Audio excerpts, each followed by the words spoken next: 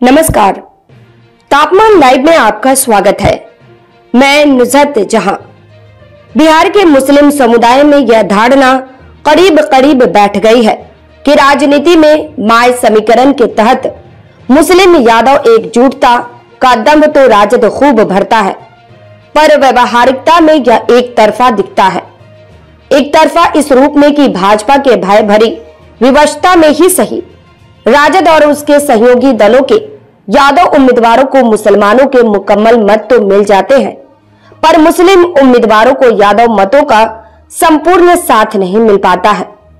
आमतौर पर जाति और धर्म के नाम पर बंट जाता है, जबकि मुस्लिम मतों में प्रायः ऐसा नहीं होता है।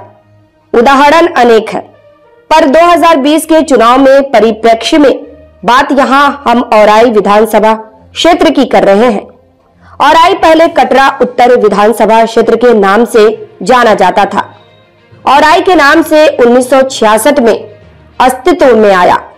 इस क्षेत्र का रोचक तथ्य यह है कि स्वतंत्र भारत में 1952 से 2020 तक वहां 17 चुनाव और एक उपचुनाव यानी कुल 18 चुनाव हुए। 1977 के पहले के 6 चुनाव में से 4 में गैर यादव उम्मीदवारों की जीत हुई। 2 चुनाव में यादव उम्मीदवार विजयी हुए। विजयी गैर यादव उम्मीदवारों में एक प्रसिद्ध साहित्यकार राम वृक्ष बेनीपुरी भी थे। उन्होंने 1957 में जीत हासिल की थी। इस क्षेत्र का दिलचस्प पहलू यह है कि वहां 1977 से लगातार यादव उम्मीदवार ही निर्वाचित हो रहे हैं। 2009 के उपचुनाव में भी इसी समाज के उम्मीदवार की जीत हुई थी। यादव समाज का खूंटा पहली बार पांडव राय ने गाड़ा था।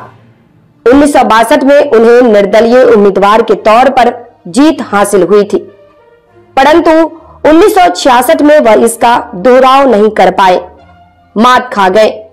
1969 में बाजी फिर उनके हाथ लग गई, लेकिन 1972 में उन्हें पुनः हार का सामना करना पड़ गया।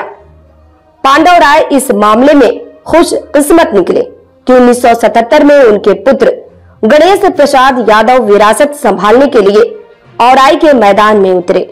फिर अंगद की तरह पांव ऐसा जमा दिया कि लगातार 6 चुनाव तक कोई टस से मस नहीं कर पाया।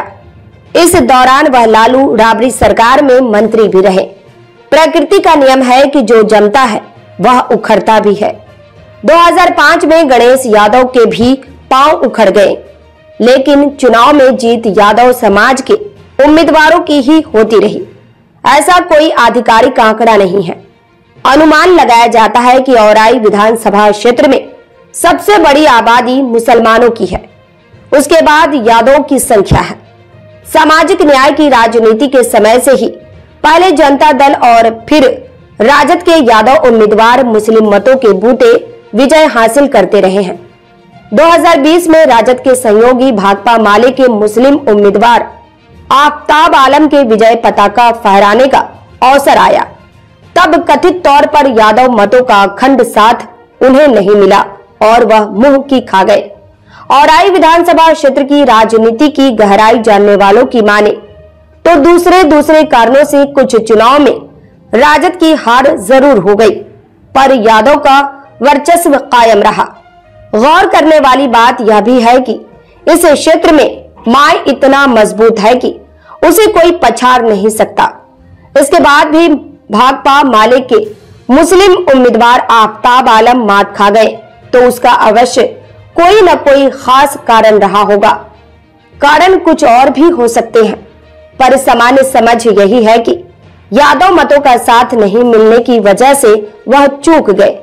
औराई में यादवी साम्राज्य बना रह गया। आफ्ताब आलम जीत जाते तो निश्चय ही वह बिखर जाता। विश्लेषकों का मानना है कि 2025 के चुनाव में महागठबंधन में इसी उम्मीदवार का दोहराव हुआ, तब परिणाम भी ऐसा ही आएगा, इससे अलग नहीं। इस प्रस्तुति में बस इतना ही। फिर मिलते हैं ऐसी ही दूसरी किसी खास खबर के साथ। वरिष्ठ पत्रकार विष्णुकांत मिश्र की यह प्रस्तुति पसंद आई हो तो अपनी प्रतिक्रिया जरूर दीजिएगा। तापमान लाइव चैनल को देखिए, शेयर कीजिए लाइक कीजिए और सब्सक्राइब अवश्य कीजिए। धन्यवाद।